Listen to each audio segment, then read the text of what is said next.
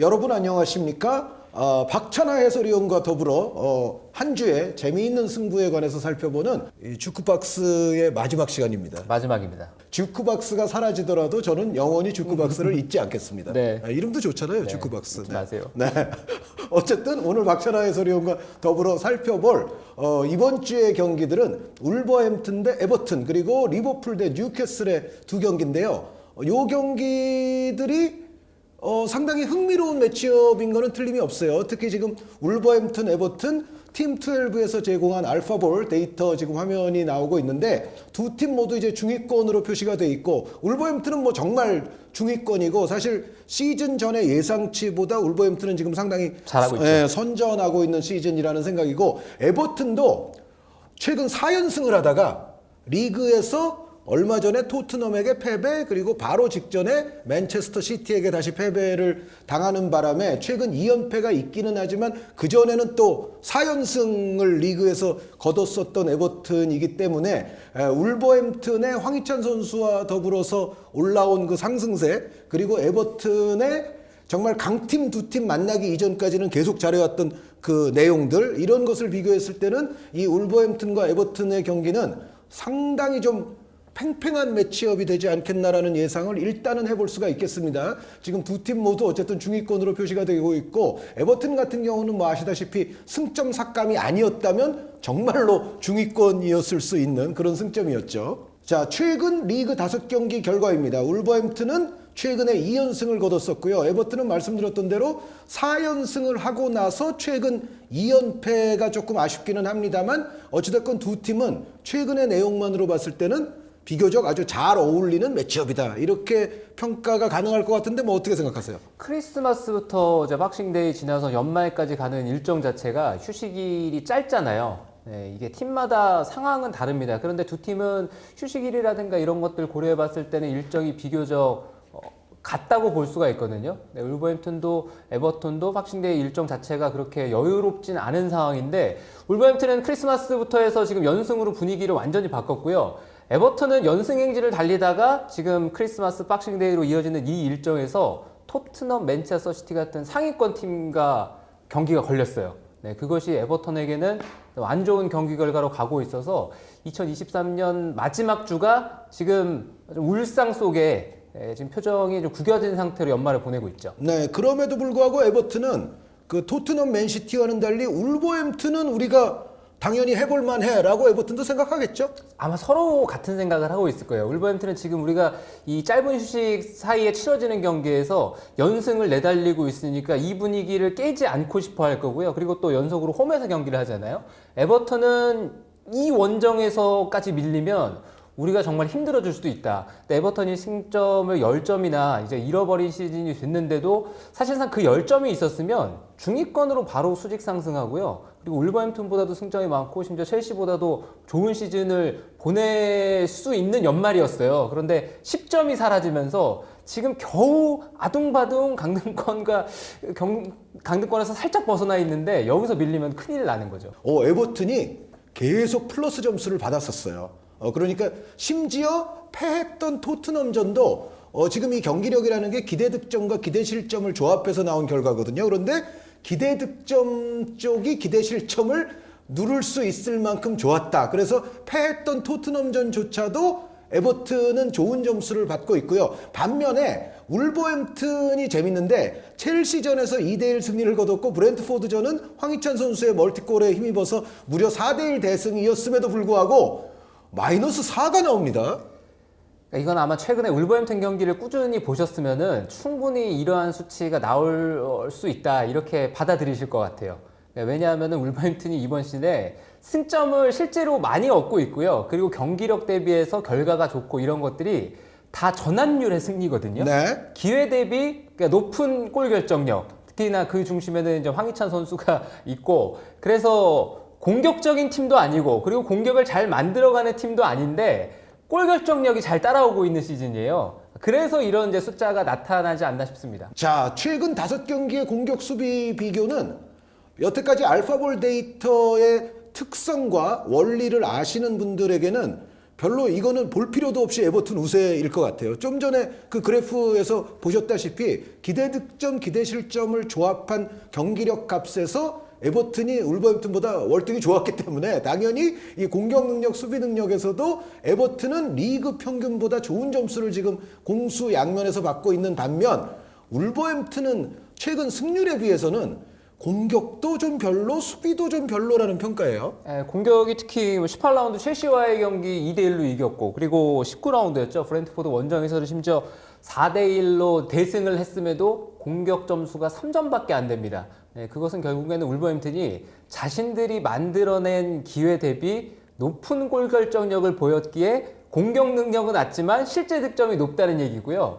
에버튼은 자신들이 만들어낸 기회 대비 골 결정력이 잘 따라오지 않았던 것도 있었어요. 이 에버튼이 이번 시즌에 재밌는 게 감독이 션 다이치잖아요. 네. 션 다이치 하면은 이제 번니를 오랜 기간 동안 이끌었던 번니 시절을 생각해 본다면은 전통의 잉글랜드식 4-4-2 축구를 션 다이치 감독이 구사를 했었거든요. 네. 번니가 그래서 결국엔 살아남는 쪽에 항상 초점이 맞춰져 있던 팀이라서 그게 잘 맞아 떨어졌었어요. 물론 마지막은 좀 안 좋았지만. 근데 션 다이치 감독이 에버튼 가서 유사한 축구를 하고 있는데 번니 시절보다는 훨씬 더 공격적으로 팀을 운영해가고 있습니다. 그리고 에버튼의 멤버 구성 자체가 번리보다는 파괴력이 있죠. 그리고 네, 이제 네. 번니에서 공격을 이끌었었던 몇몇 선수들이 또 들어와 있고. 그렇죠. 예. 자, 이번에는 주요 선수 비교로 넘어가 보겠는데요. 빌드업 기여도에서는 르미나 선수, 패트슨 선수가 가장 높게 나오고 있고, 그리고 패스는 킬먼 선수, 타코우스키 선수. 요거는 조금 이제 후방 쪽이 좀 많이 나오고 있죠. 그런데 어시스트에서 에버튼은 맥닐 선수인데 이 페드로 네투 선수가 지금 장기 부상인 빠져있죠. 가운데에서도 어시스트가 여전히 1위다. 이거는 네투 선수가 그 부상 이전까지 얼마나 잘했느냐를 보여주는 지표 같은데 요 어시스트 1등 자체는 현재 울버햄튼을 반영하지는 못하는 거죠. 그렇습니다. 네투 선수가 부상당하기 이전에 컨디션이 정말 좋았고요. 그리고 네투에서 황희찬으로 이어지는 그런 공격 루트가 확실하게 자리매김하면서 시즌 초반에 승점을 또 많이 얻어놨죠. 거기서 네투 선수도 공격 포인트 많이 올렸고 황희찬 선수 역시도 시즌 초반부터 높은 골 결정력을 보였기에 이런 어시스트 숫자가 표기가 됐고요. 빌드업 기여도는 사실 울버햄튼은 빌드업에 기여가 되는 선수가 제 생각에는 아무도 없어요. 네, 그러니까 르미나 선수가 2점 가지고도 팀에서 지금 1등이라는 얘기가 나오는 거잖아요. 네, 팀이 이번 시즌 울버햄튼 경기를 아마 황희찬 선수 때문에 많은 팬들이 함께 보고 계실 텐데 울버햄튼이 가장 어려워지는 순간이 자신들이 주도를 해야 될 때예요. 네. 그러니까 울버햄튼이 잘할 수 있는 거는 뒤쪽으로 내려앉아서 실리적인 컨셉으로 경기를 할 때 그때 경기가 잘 되지 외려 자신보다 점유율을 더 못하고 이런 팀과 경기할 때는 상대적으로 점유율이 올라가야 되잖아요. 근데 팀이 공격 전개라든가 이런 데 있어서 아무래도 더 보완해 나가야 될 그런 부분들이 많다 보니까 공을 오래 가지고 있으면 있을수록 뒤에서 방황 많이 하고요. 네. 그리고 중앙선을 어떻게든 넘어가는데 중앙선 넘어가면은 이제 선수들이 어떻게 해야 될지 모르는 이런 상황들을 이번 시즌에도 많이 만나고 있죠. 네, 근데 에버튼도 위력적이긴 하지만 기본적인 컨셉은 다이렉트 풋볼 아닙니까? 요 두 팀이 만나면은 좀 점유율이나 이런 구도는 어떻게 나올 것 같아요? 점유율은 아마 에버턴이 높게 가져갈 거예요. 그래도 에버튼. 네, 네. 이번 시즌에 에버턴이라면은 그래도 션 다이치 감독이 과거 번니를 이끌었을 때보다는 더 공격적으로 경기를 운영하고 있어서 선수들의 뭐 액면가 구성이라든가 주요 포지션에 배치되어 있는 선수들의 면면을 살펴봤을 때는 공을 더 오래 소유하고 있는 쪽은 에버턴이 될 확률이 높다. 저는 뭐 이런 생각을 하고 있어요. 자, 그러면 직접적으로 이제 골에 관여되는 수치들을 알파볼이 보여주고 있는데요. 골 관여도, 골 결정력, 골 황희찬이 다 1등했습니다. 와. 한 단계가 아니라 몇 단계 진화했어요. 네. 이번 시즌 황희찬 선수를 보면서 놀랍다는 생각을 많이 하는데 아마 누군가 현재 나가 있는 뭐 통신원들이라든가 뭐 기자분들이 아마 기회가 되면 황희찬 선수에게 이러한 질문을 어느 순간이 되면 꼭 해줬으면 하는 바람이 있거든요. 지난 시즌과 이번 시즌 사이에 뭐가 달라졌는지 저는 그게 궁금하긴 해요. 근데 아마 황희찬 선수가 이제 프로에서 이번 시즌이 역대급 시즌을 보내고 있거든요. 그렇죠. 이미 절반 했는데 리그에서만 10골을 기록했고요. 네. 월드컵에서 골 넣은 것도 분명히 영향이 있을 거고요. 네.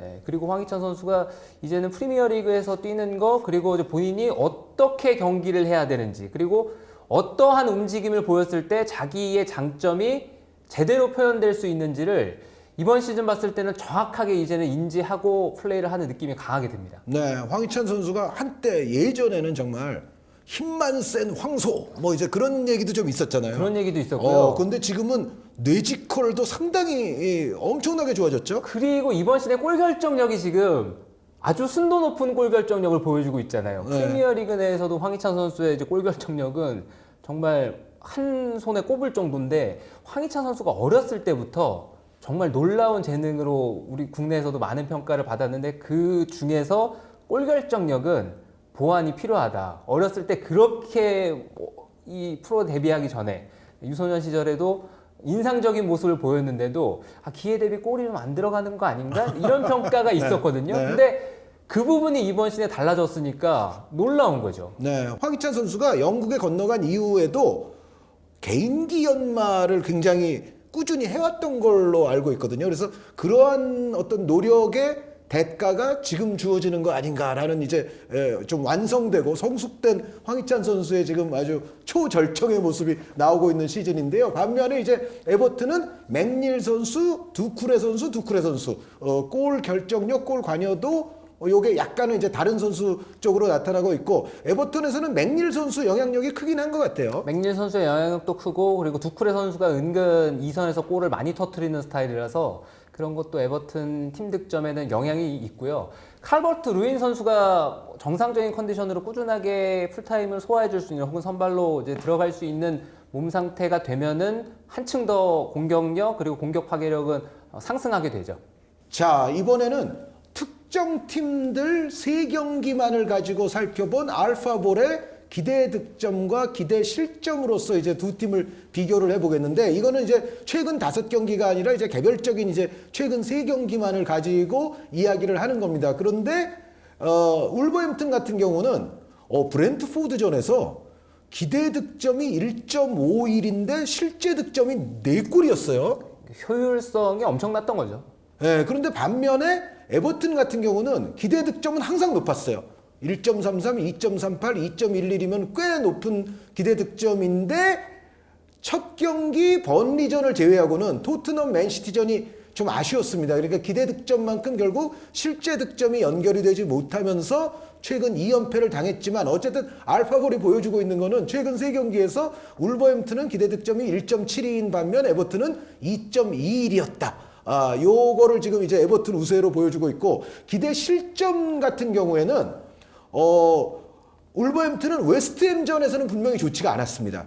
그러니까 1.04의 기대 실점에서 실제는 3골이나 내주고 말았는데 브렌트포드전은 또 아주 엽기적이에요.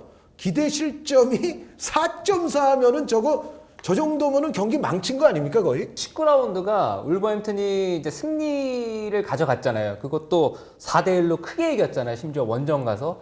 그러니까 울버햄튼은 많은 걸 얻어온 경기죠. 자신들이 기회를 많이 얻지를 못했는데 황희찬 선수의 득점을 비롯해서 브렌트포드의 실수가 나올 때마다 네네. 수비에서 미흡한 플레이가 나올 때마다 울버햄튼은 그걸 자신들의 득점으로 연결시켰던 반면에 브렌트포드는 많은 기회를 잡아놓고도 브렌트포드가 가지고 있는 약점 가운데 하나도 결국에는 골 결정력이거든요. 그렇죠. 그 골 결정력이 브렌트포드 쪽에서 말을 듣질 않으니까 저렇게 많은 기회를 내줬지만 울버햄튼이 실점을 한 점으로 막을 수 있었습니다. 네, 브렌트포드 대 울버햄튼전은 기대 실점, 기대 득점만 보면은 4대1의 스코어가 거꾸로 돼야 정상이죠, 사실은. 네. 그래서 브렌트포드도 그런 경기를 놓치면은 집에 가서 아마 잠을 못 잘 거예요. 네. 분명히 좋은 경기를 했는데 결과가 왜 이러지? 아마 분해서 잠 못 드는 경기 가운데 하나가 되겠죠. 네, 4골을 넣었어야 될 팀은 브렌트포드고 1골만 넣었어야 될 팀이 울버햄튼인데 그 결과가 완벽하게 바뀐 아주 흥미로운 경기 내용과 결과였다는 생각이고요. 반면에 에버튼 같은 경우는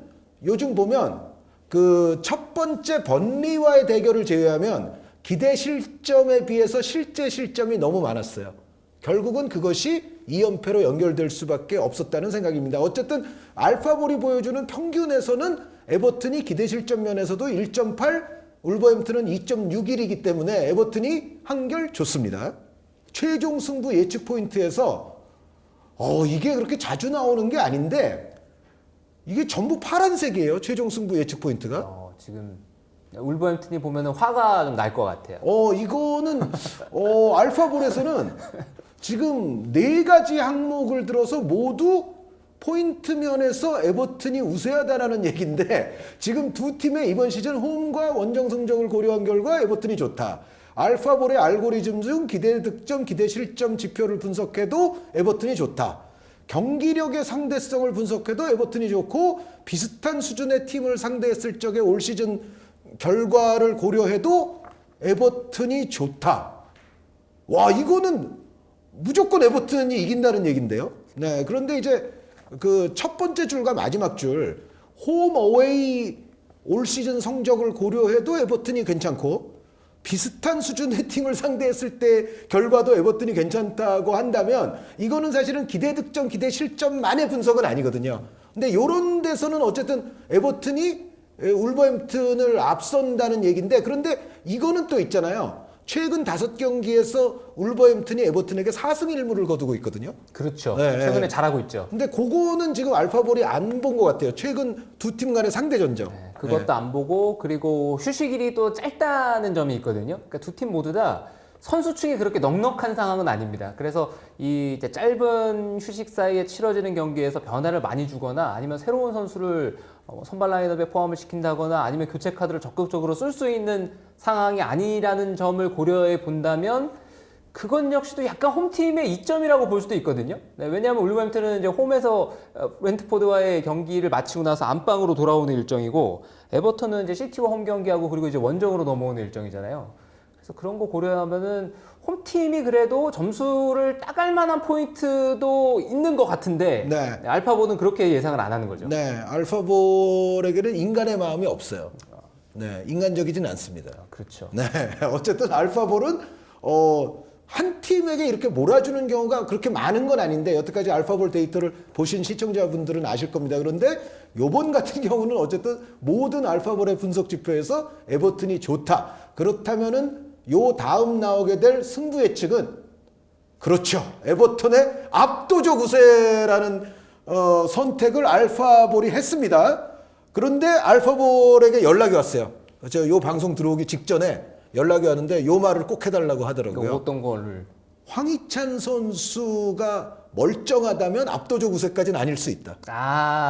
그러면 황희찬 선수가 지난 경기 이제 45분만 뛰고 하프타임에 예방 차원에서 교체가 됐는데 네, 근데 아주 심해 보이진 않는 심해 보이진 부상이었어요. 않았잖아요. 네. 교체된 거를 염두에 둔 예상이었을까요? 그러면 압도적인 우세가 황희찬 선수는 못 나온다. 네, 제가 봤을 때는 그냥 데이터만으로 딱 나온 결론이 압도적 우세가 맞는데, 근데 나중에 보면 알파볼도 좀 껄쩍지근했을 거거든요. 그래서 어쨌든 알파볼로부터 연락이 왔다는 점은 제가 연락을 받았기 때문에 말씀을 드리는데 황희찬 선수가 멀쩡하다는 전제라면 에버턴의 압도적 우세는 아니다라고 알파볼에서 연락이 왔다는 사실을 여러분들께 밝혀드립니다. 그런데 어찌됐건 그 앞선 데이터들을 보면 알파볼은 에버턴의 압도적 우세로 결론을 짓는 게 맞는 거는 같아요. 그런데 인간 박찬하 위원은 어떻게 생각하시죠? 저는 이 경기는 무승부입니다. 무승부? 네, 이 경기를 무승부로 예상하는 이유는 울버햄튼의 골 결정력을 좀 믿기 어려워요. 굉장히 높은 이 득점력을 자랑하고 있는 전환율을 자랑하고 있는데요. 네.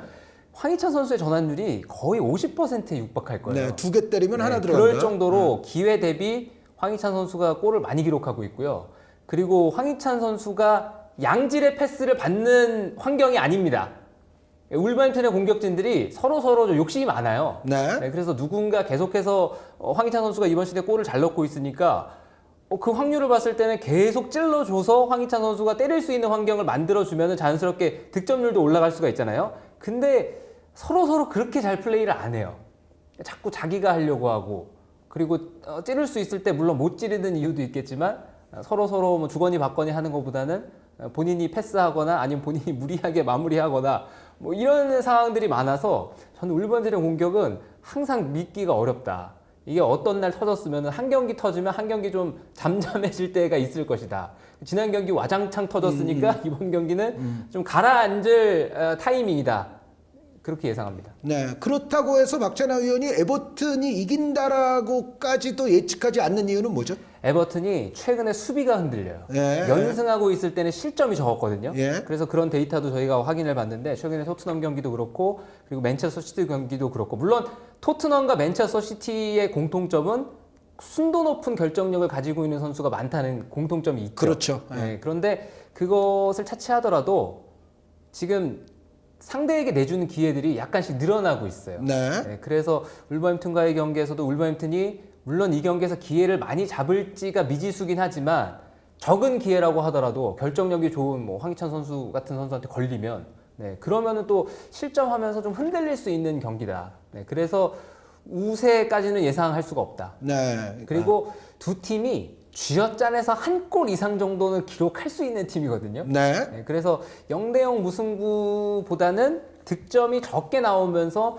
무승부로 가게 되지 않을까. 네, 1대1 정도. 네, 1대1 네, 정도. 네, 박찬하 해설위원의 결론은 1대1. 그리고 알파볼은 데이터에만 입각한 나머지 에버턴의 압도적 우세. 그런데 이 알파볼의 이 데이터와 결론은 일리가 그 자체로는 있는 거라는 말씀을 드리고 싶어요. 그래서 저도 알파볼 사랑합니다. 그런데 어찌됐건 인간적인 관점에서는 무승부를 예측을 했습니다. 자, 그럼 다음 경기 리버풀과 뉴캐슬 유나이티드의 경기로 넘어오겠는데 뉴캐슬 유나이티드가 요즘 좀 성적이 떨어지면서 지금 유로파권으로 나오고 있습니다만 순위는 조금씩 내려가는 지금 느낌을 받고 있고 최근에는 또 컵에서도 또 아쉽게 탈락을 했죠. 그런데 어찌됐건 리버풀은 뭐 당연히 지금 뭐 1위를 노리고 있는 챔스권 팀이고 뉴캐슬은 지금 순위로 봐서는 이제 유로파권에 도전해야 되지 않느냐라는 두 팀의 최근의 분위기 차이를 지금 보여주고 있는 알파볼입니다.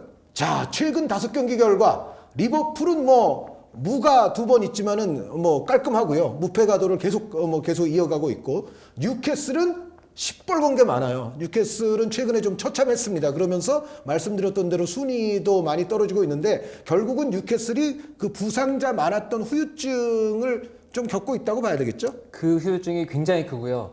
쉽게 브레이크가 잡히지 않고 있어요. 그래서 최근 5경기에도 4번을 졌는데 최근 8경기에서 이 팀이 5패거든요. 리그에서만. 그래서 이렇게 초반에 지금 절반 돌아가고 있는데 승점을 이미 많이 잃었습니다. 4위권과 계속 멀어지고 있는 추이라서 이대로 가면은 뉴캐슬이 다음 시즌 챔피언스리그 진출은 좀 어렵다고 봐야 되거든요.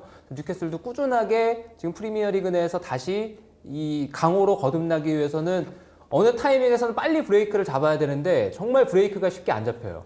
네, 이제는 카라바오컵도 없어졌고 뭐 챔피언스리그도 이미 뭐 종료됐기 때문에 뉴캐슬 입장에서는 물론 어려운 상황이고 리버풀이 강적 중에 강적이기는 하지만 뭔가 여기서 그래도 승점이 좀 필요한 타이밍 아닐까요? 뉴캐슬도? 승점 이상이 필요하죠. 네. 여기서는 승리가 필요하고 그래서 리버풀 원정에서 뉴캐슬 유나이티드가 승리할 수 있다면 반환점 돌아가는 이 타이밍에서는 뉴캐슬이 살아날 수 있는 반등할 수 있는 굉장히 좋은 전환점이 될 수 있다는 생각인데 근데 결론을 좀 빨리 말씀을 드리면요 쉽지는 않을 겁니다. 네, 최근도 아니죠.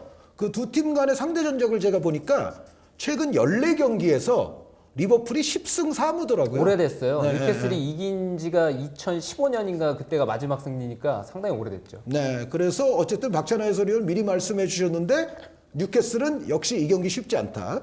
자, 최근 5경기의 경기력 비교는 뉴캐슬은 풀럼을 상대했을 때 3대0으로 이겼을 때만 좋은 저 경기는 뭐 상당히 좋았네요. 7점이니까 뭐 엄청나게 좋은 지표를 알파볼로부터 받았고 리버풀은 크리스탈 팰리스전에서 그 역전승이었죠. 아주 신승을 하는 그 경기만 지금 경기력 지표가 마이너스로 내려가 있어요. 그러니까 기대 득점과 기대 실점을 산출해서 나온 데이터 면에서 좀 좋지 않았던 날이다. 근데 그 이외에는 뭐 셰필드전, 맨유전, 아스널전, 번리전, 심지어 무승부를 거뒀던 맨체스터 유나이티드전과 아스널전도 경기력 자체는 리버풀이 괜찮았다.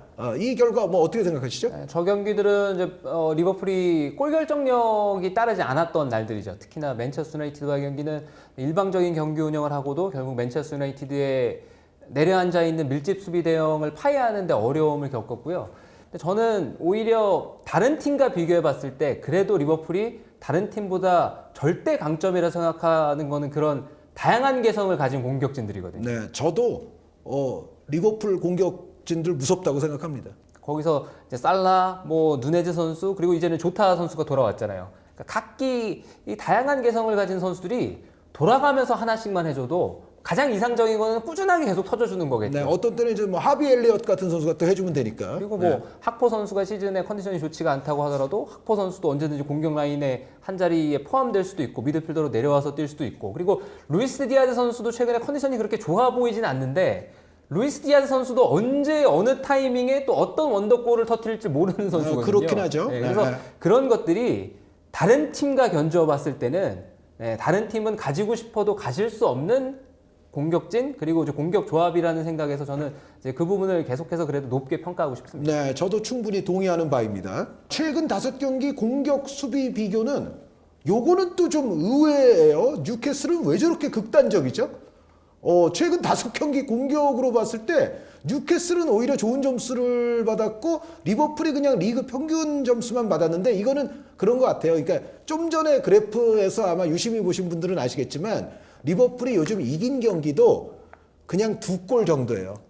뭐 예를 들어 뭐 그런데 맨유 아스날전은 심지어 그것도 안 됐었는데 이긴 경기라도 뭐 예를 들어 뭐 2대0 뭐 요 정도였고 맨유전 0대0 아스날전 1대1 이렇기 때문에 그러니까 리버풀이 최근 계속 뭐 무패 가도를 가고는 있지만 막상 5경기 평균 점수는 좋지가 못하고 뉴캐슬 같은 경우에는 사실 최근에 좋지 못했는데도 공격 능력은 또 높은 점수를 받아요. 네, 근데 최근 5경기가요 뉴캐슬이 에버턴 원정에서 3대 0으로 졌고 토트넘과 또 원정 경기에서 4대 1로 졌고 풀럼 홈 경기 3대 0 승리 그리고 루턴타운 원정 1대 0 패 그리고 19라운드 노팅엄과의 홈 경기 1대 3 패거든요. 그러면 저 공격은 아까 경기력 지표는 기대 득점과 기대 실점을 합산해서 도출한 결과이기 때문에 이제 뉴캐슬이 좀 마이너스 점수를 받았는데 여기서 공격을 높은 점수를 받은 거는 이렇게 봐야죠.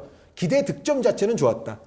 요거는 기대 득점만으로도 나올 수 있는 지표이기 때문에. 그러니까 공격을 만들어가는 모습 자체는 뉴캐슬이 흔들림 없이 최근 경기들을 치러가고 있다 이렇게 볼 수 있겠죠. 네, 근데 수비는 상대적으로 뉴캐슬은 극단적으로 저조했습니다. 근데 뉴캐슬이 힘이 확실히 떨어졌다는 게 여기서 드러나는 거죠. 특히 트리피어 같은 선수 요즘 뭐 매 경기 애 먹은 경기들이 많았죠. 네, 많이 먹고 네, 센터백들도 그렇고요. 그리고 골키퍼 포프 선수 부상으로 빠져나간 것도 영향이 있고 그리고 공격에서도 결국 마무리가 되지 않는 거는 마지막 세밀함을 보여야 될 때 그러니까 힘이 필요할 때 힘이 요구될 때 그럴 때 발휘할 수 있는 힘이 사라지다 보면은 결국에는 골 결정력이 떨어질 수밖에 없거든요. 수비도 마찬가지죠. 마지막에 악착같이 막아야 되고 한 발 더 쫓아가야 될 때 거기서 힘을 쏟지를 못하면 상대에게 결국에는 쉽게 이제 기회가 넘어가고 그거 못 막고 하다 보면은 실점 늘어나고 하는 거죠. 네, 뉴캐슬은 저희가 여러 번 사실 보여드렸어요. 그래 기마랑이스 선수, 트리피어 선수가 항상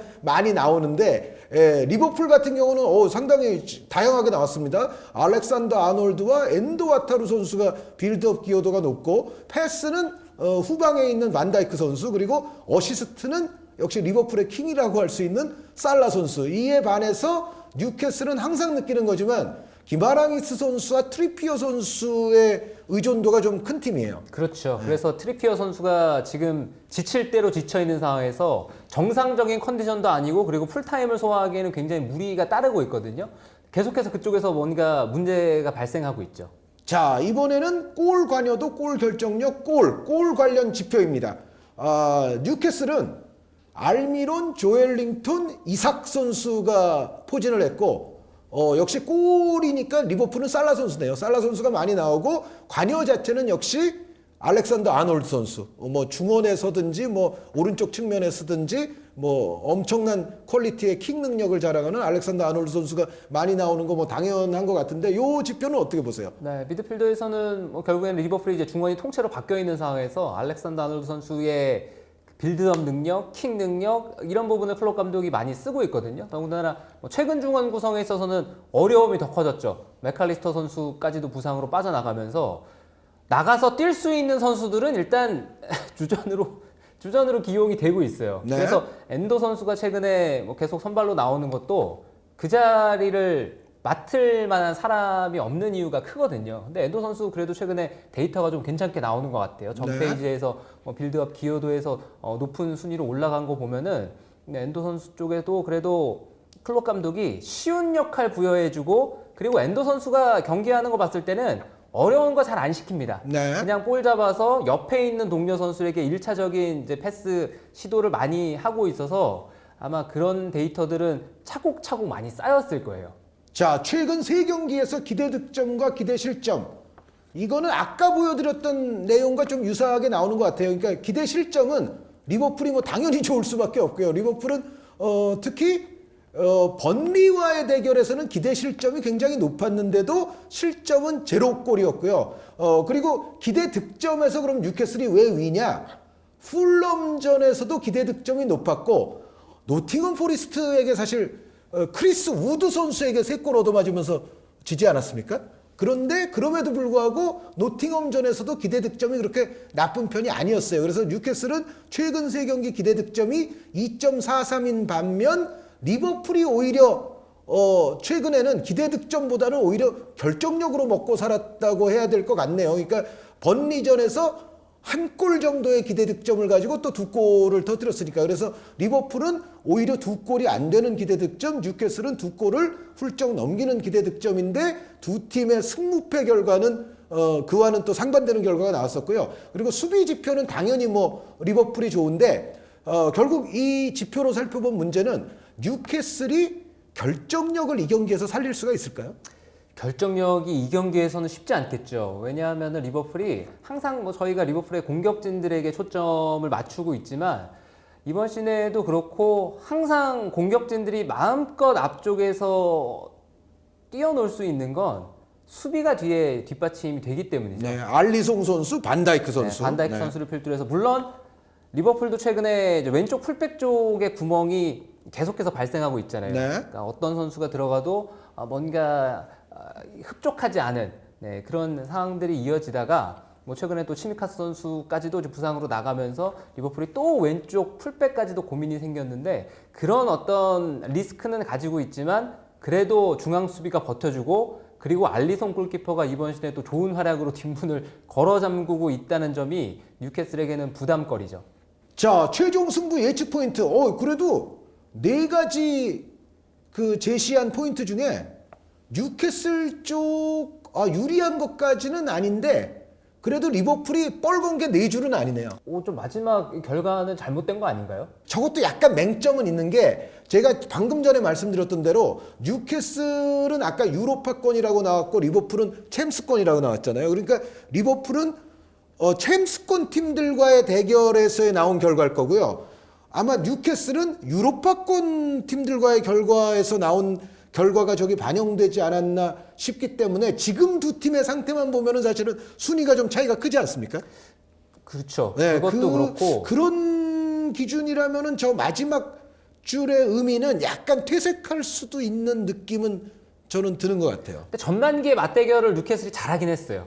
네, 이번 시즌에 돌아보면은 뉴캐슬이 이제 돌아봤을 때 정말 아쉬워할 만한 그리고 이 선택의 한 가지 이제 선택의 실수가 결국 패착으로 이어지는 그러한 경기들이 시즌 되돌아보면 항상 있잖아요. 네. 근데 거기서 그런 실수를 하면서 결국에는 시즌 전체의 방향성이 결정되고 이러한 경우들이 굉장히 많거든요. 시즌 초반에 뉴캐슬이 리버풀과의 리그 맞대결에서 못 이겼거든요. 네. 근데 그 경기는 잡을 수 있었어요.